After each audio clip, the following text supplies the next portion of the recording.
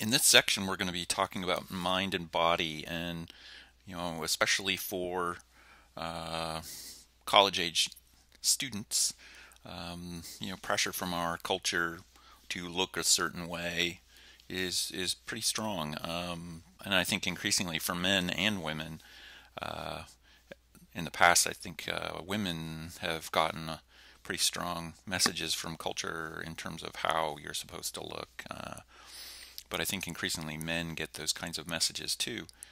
So the first couple of videos, this one by Nikolai Lamb and that 37-second Upworthy video are, good examples of, how our culture places pressure on people to look a certain way. So, the proportions of Barbie are completely unrealistic. Nikolai Lamb cleverly used statistics from the Centers for Disease Control to come up with a doll that is the average 19-year-old American. Another thing to keep in mind is that our impression of how the body should be depicted has changed over time. This video on about the Apostles' Tympanum in Vézelay, France, is a good example. So this is late medieval sculpture depicting Christ. But one of the things to point out here is that the bodies on that, if you look at it, I mean, it's a captivating sculpture, but Christ is really depicted, and so are all the other people in this picture, as kind of skinny. It's not really good definition. His hands are not terribly realistic, nor is his face. And this is actually a good example of how medieval sculpture, Christian medieval sculpture, actually kind of went backwards compared to classical Greek and Roman sculpture. The medieval period was a time when a lot of information was lost. It was a time of superstition. Also, a time when the Bible told us that the body was evil. Of course, starting from the story of Adam and Eve, and that the body is sinful and it should be hidden. So, Christian art, up until the Renaissance, often depicted human bodies as kind of tortured, stooped over, like many of these figures are, because it was in keeping with this idea of the body as being sinful. I also think John Berger's explanation of kind of the history of nudes in Western art is an important thing to include here. He's very articulate. The production value of this video is kind of, we might look at it as kind of dated. It's the 1970s, but he's still very articulate about the fact that in Western art that the nude was meant to please men. It's the original pornography, and like it or not, pornography is a big part of our culture now. So he shows us a few examples of women who are nude in historical paintings that depict them in a positive way. And again, I think these are real important to see as a contradiction to the kinds of images that he shows in the rest of the video.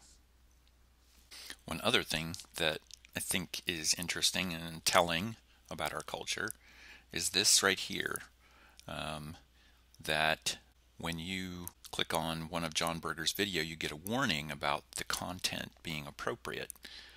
I've tried some experiments with other things on Facebook, such as public beheading.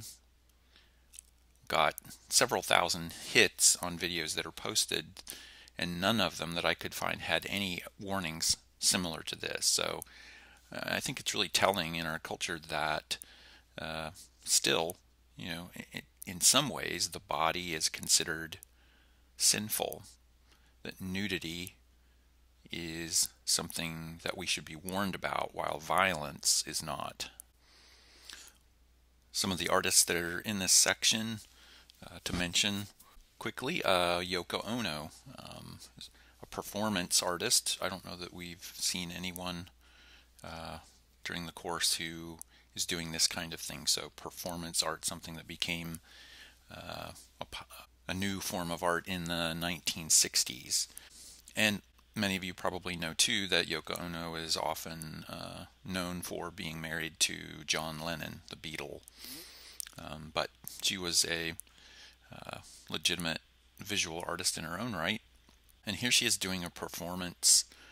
Just to explain what you're seeing, she was part of a movement called the Fluxus movement, and they would have these performances occasionally. In this piece, she simply came out on the stage, put this pair of scissors down in front of her, and waited to see how the audience would respond. There was no script here. They weren't told what to do. And this is what the audience chose to do. Couple things to keep in mind. One is that she is Japanese, and this stance of sitting down with a sharp object in front of you is reminiscent of ritual suicide in the Japanese culture. Another thing to keep in mind, and I watched this video several times, and one day in my on-campus class, one of the students pointed out that everybody is coming up and taking something away from her, but nobody chose to come up and do something for her, to perhaps lend her a piece of clothing to cover her up. Each person that came up continued to, in a sense, kind of assault her. So there's lots of interesting implications from this, a kind of herd mentality, that once one person has done it, it's okay for other people to do it. Janine Antony is, I think, a really interesting artist. Like John Berger is pointing out in his video, often bodies are depicted as evil or sinful, and particularly women's bodies. But I really like Janine Antony's work because she's making several works here that really try to portray the body not as sexual but as nurturing. The fact that, of course, power to reproduce is with the woman, that our species continues to thrive because of women. So she often uses food in her artwork as a way to talk about this idea of women's bodies as nurturing. So this Lick Lather piece is interesting. These are cast portraits of the artist Janine Antony. The ones on the left are made out of chocolate. The ones on the right are made out of soap. Traditional soap is made using lard, fat from a cow. Of course, chocolate also contains milk. And then she kind of ritualistically either licked on the chocolate or bathed with the soap and then exhibited those works. So there's a definite kind of conceptual aspect to these works. And as over time the features start to wear away, I think she's very articulate about why she's doing that. Then in other works you see that she's using honey along with Stephen Petronio. She's used various things like cowhide, lard all by itself, but so often using food substances as part of her artwork to talk about the power that a woman has.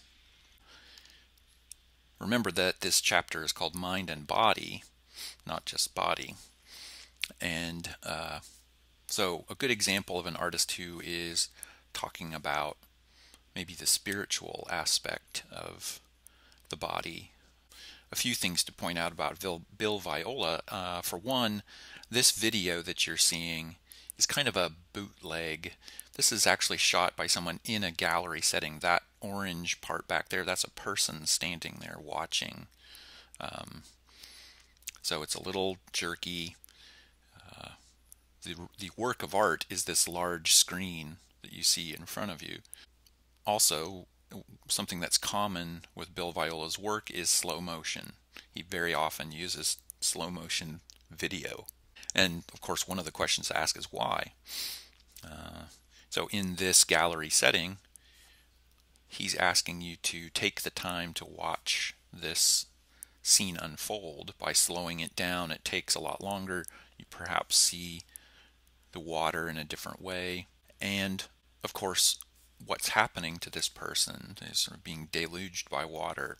It could be a reference to the Bible, a biblical flood.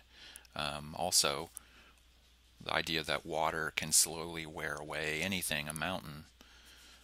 And so water, the element of water, becomes very symbolic in this, that we are all impermanent, just like the sand mandala. Another thing to point out, that this person who's over here is watching a different projection on the other side of that screen. It's a person being consumed by fire. So Bill Viola likes to use elements quite often in his work.